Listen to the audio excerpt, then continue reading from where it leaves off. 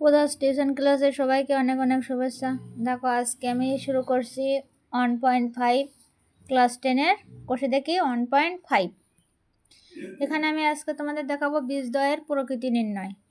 প্রথমে আমাদের কিছু সূত্র জেনে রাখতে হবে। দেখো এখানে রয়েছে ax² + bx + c = 0। এখানে a b c বাস্তব সংখ্যা এবং a ≠ 0 মানে এর মান কখনোই 0 হবে না। দ্বিঘাত সমীকরণের বীজদ্বয় নির্ণয় করি এবং বীজের প্রকৃতি জানি। তাহলে আমি সমীকরণটি আবার লিখে নিলাম ax² + bx + c = 0। অতএব abc বাস্তব সংখ্যা এবং a ≠ 0। এই দ্বিঘাত সমীকরণের বীজদ্বয় যথাক্রমে, দেখো দ্বিঘাত সমীকরণের কটা বীজ থাকে? দুটো বীজ। এবার এই বীজদ্বয়ের একটা বীজ এই, অপর বীজটি এই। মাইনাস বি সূত্রটা ভালো করে খেয়াল করবে। -b + √b² - 4ac/2a এবং -b এখানে -√b² - 4ac/2a। তাহলে এখানে দেখো খেয়াল করবে শুধুমাত্র সব কিছু একই থাকবে। -b এর পরে একটাই হবে প্লাস চিহ্ন, আর একটা -b এর পরে হবে মাইনাস চিহ্ন। এবার আসি, দেখো 1 নম্বরে, যদি b² - 4ac = 0 হয় তাহলে বীজদ্বয় কেমন পাই আমরা, তাই তো? -b/2a এবং আরেকটা পাবো কি -b/2a, অর্থাৎ বীজদ্বয় বাস্তব ও সমান, মানে দুটো বীজই একই রকম দেখতে হবে। তাহলে b² - 4ac = 0 তখনই হবে যখন এটা কি হবে, দুটো বীজই একই রকম দেখতে হবে, বাস্তব এবং সমান। পরে b² - 4ac > 0 হয়, তাহলে বীজদ্বয় কেমন পাই? দেখো -b/2a + √b² - 4ac/2a এবং -b/2a minus -b/2a minus √b² - 4ac/2a। দেখো একটার ক্ষেত্রে কিন্তু প্লাস ছিল আর একটার ক্ষেত্রে এখানে মাইনাস। তাহলে বীজদ্বয় এখানে দেখো কি হবে, অর্থাৎ বীজদ্বয় বাস্তব এবং দেখো কি পাবো না, সমান পাবো না, কোনো বীজদ্বয় অসমান হবে। এখানে বীজদ্বয় বাস্তব ও অসমান পাই। এবার দেখো যদি b² - 4ac <<0 হয়, কোনো বীজ পাবো না। তাহলে এক্ষেত্রে আমরা কি কোনো বাস্তব বীজ পাবো না। যদি b² - 4ac মান আমরা 0 থেকে ছোট পাই তাহলে কি পাবো না, আমরা কোনো বাস্তব বীজ পাবো না।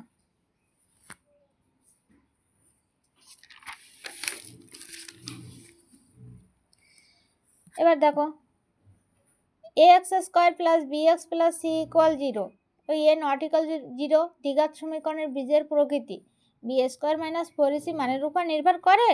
বলছি কি এটার উপরে কি নির্ভর করে? হ্যাঁ, ax² + bx + c = 0 দ্বিঘাত সমীকরণের বীজের প্রকৃতি অবশ্যই b² - 4ac মানের উপর নির্ভর করে। এবার দেখো বলছে b² - 4ac কে ax² + bx + c = 0 দ্বিঘাত সমীকরণের কি বলা হয়? b² - 4ac অর্থাৎ ax² + bx + c = 0 abc বাস্তব সংখ্যা এবং a ≠ 0 দ্বিঘাত সমীকরণে বীজের প্রকৃতি নিরূপণ করে। কি করে? বীজটা কেমন হবে তার প্রকৃতি নিরূপণ করে। দেখো বাস্তব এবং সমান হবে নাকি বাস্তব অসমান হবে নাকি কোনো বাস্তব বীজ পাবো না, এটা আমরা b² - 4ac যদি মান বসাই তাহলে আমরা বুঝতে পারি। এজন্য এটাকে কি বলা হয়? দ্বিঘাত সমীকরণের নিরূপক। b² - 4ac = 0 হলে b² - 4ac = 0 হলে বীজ দুটি বাস্তব ও সমান হবে। b² - 4ac > 0 মানে 0 থেকে যদি বড় হয় তাহলে বীজ দুটি বাস্তব হবে এবং অসমান হবে। আর b² - 4ac << 0 মানে 0 থেকে যদি b² - 4ac এর মান ছোট হয় তাহলে আমরা কোনো বাস্তব বীজ পাবো না। এবার দেখো আমি একটা কতগুলো অঙ্ক করে তোমাদের একটু দেখাই। মনে করো যে একটা এখানে প্রয়োগ, তোমাদের বইয়ের 31 নং প্রয়োগ তার 1, এখানে রয়েছে 3x² + x + 1। এবার দেখো এটার বীজদ্বয়ের প্রকৃতি কেমন হবে সেটা আমি তোমাদের নির্ণয় করে দেখাবো। এখানে প্রথমে লিখব 3x² প্লাস x+1 ইকুয়াল 0 দ্বিঘাত সমীকরণকে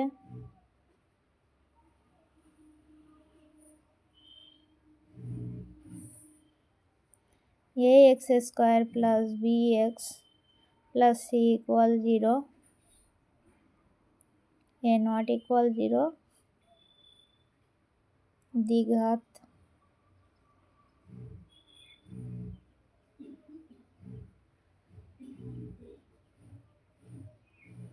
সমীকরণের সঙ্গে তুলনা করে পাই।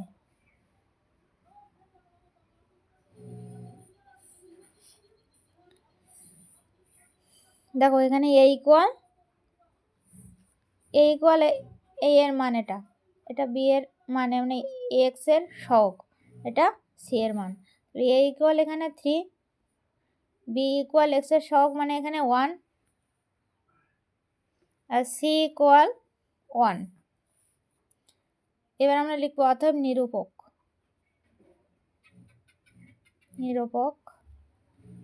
Equal b² minus 4ac।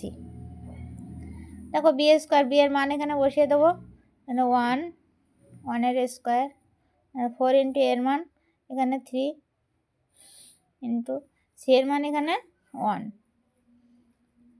দেখো 4 আর 3 3 4 12, 1 মাইনাস 3 4 12।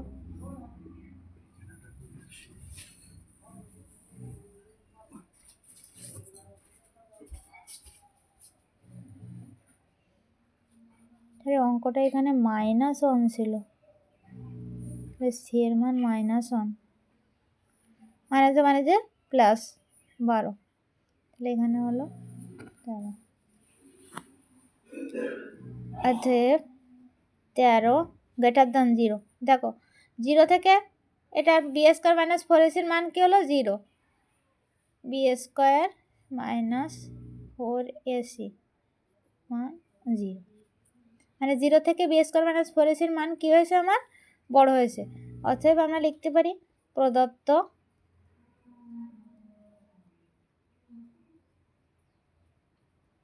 দ্বিঘাত সমীকরণের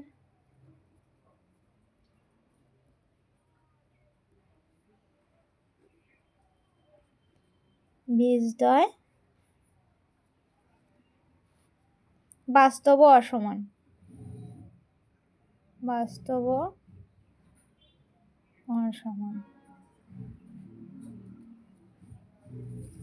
দেখো আমি এখানে বলেছিলাম তোমাদের b² minus 4ac greater than 0 যদি হয় তাহলে বীজ দুটি বাস্তব হবে এবং অসমান হবে।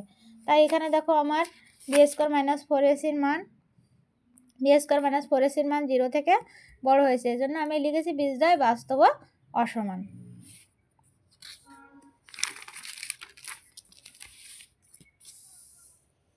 দেখো এবার প্রয়োগ 31-2 4x² minus 4x plus 1 equal 0 রয়েছে। তাহলে আমরা এখানে কি লিখবো, অতএব 4x² minus 4x plus 1 equal 0 দ্বিঘাত সমীকরণকে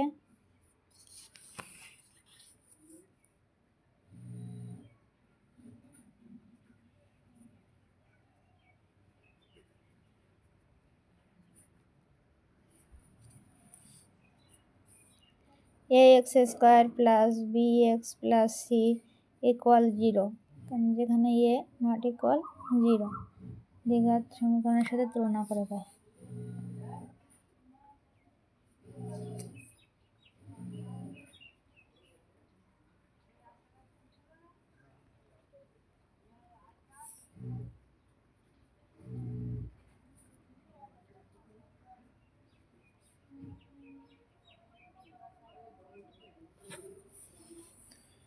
অতএব নিরূপক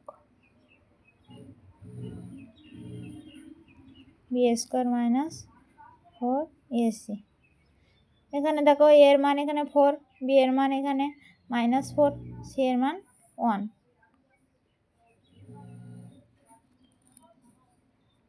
এই সাইডে লিখে নেব এ ইকুয়াল 4, বি এর মান -4। দেখো এখানে বি মানে এক্স এর সহ এখানে -4 রয়েছে, আর সি মানে এখানে 1 রয়েছে।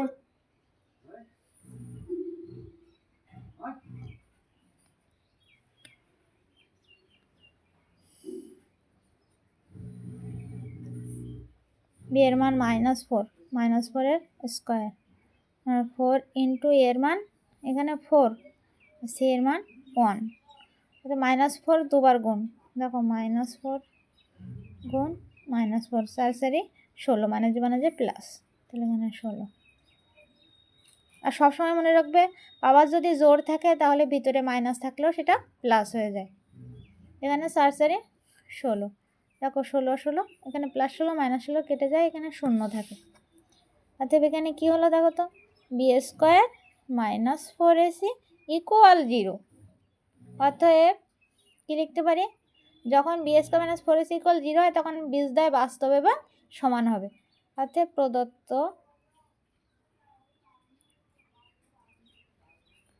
দ্বিঘাত সমীকরণের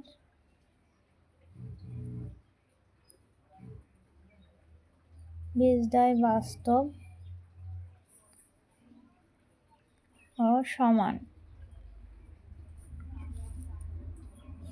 দেখো 3 দাগের অঙ্কটা আমি করে দেখাচ্ছি। 31 নং প্রয়োগের এখানে রয়েছে x square plus x plus 1 equal 0। এখানে তাহলে এই সমীকরণটিকে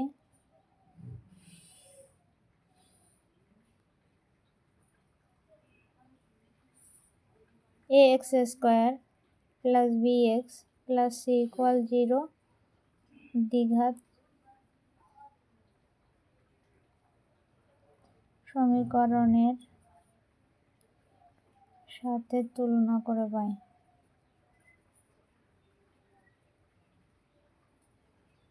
তো এ ইকুয়াল দেখো এখানে এক্স স্কোয়ারের সহগ, তাহলে 1 রয়েছে।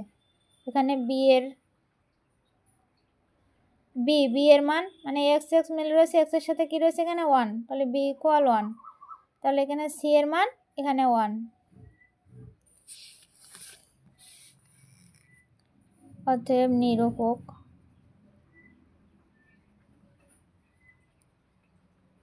বি স্কোয়ার -4ac, বি এর মান এখানে 1, 1 এর স্কোয়ার -4 ইন্টু এ এর মান এখানে 1 আর সি এর মান 1।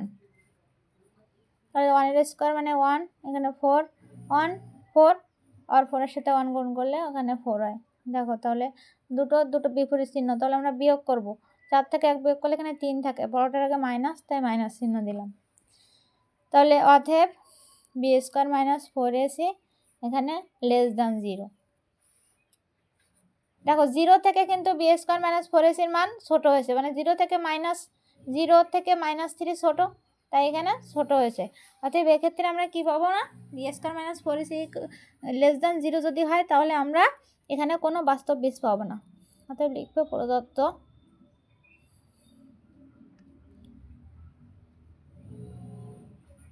দ্বিঘাত সমীকরণের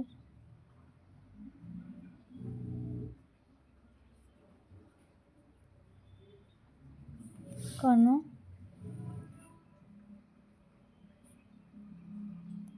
বাস্তব বীজ পাবো না।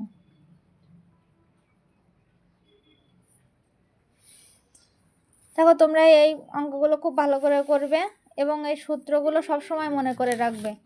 এই যে সূত্রগুলো আমি দেখালাম প্রথম থেকে, এই বিশেষ করে এই 3টে সূত্র সবসময় মনে করে রাখবে। বি স্কোয়ার -4ac ইকুয়াল 0 হলে বাস্তব বীজ দুটি বাস্তব ও সমান হবে। B square -4ac greater than 0 যদি হয় তাহলে বীজ দুটি বাস্তব ও অসমান হবে। আর B square -4ac less than 0 হলে কোনো বাস্তব বীজ আমরা পাবো না। সেক্ষেত্রে তোমরা এই সূত্রগুলো খুব ভালো করে বুঝলে 1.5 কোর্সে দেখে 1.5 তোমাদের কোনো সমস্যা থাকবে না। আর এই অঙ্কগুলো সাধারণত 2 মার্ক এবং 1 মার্ক এই কোশ্চেনে বেশি আসে। তোমরা খুবই ভালো করে এগুলো দেখবে এবার আমি কষে দেখি 1.5-এর সব অঙ্কগুলো ধারাবাহিকভাবে পরের ক্লাসে দেখিয়ে দেবো। সবাই ভালো থেকো, সুস্থ থেকো। আর যদি কোনো সমস্যা হয় আমাকে অবশ্যই কমেন্ট করে জানাবে, আমি বোঝানোর চেষ্টা করব এবং সবসময় তোমাদের পাশে থাকবো। সবাইকে ধন্যবাদ।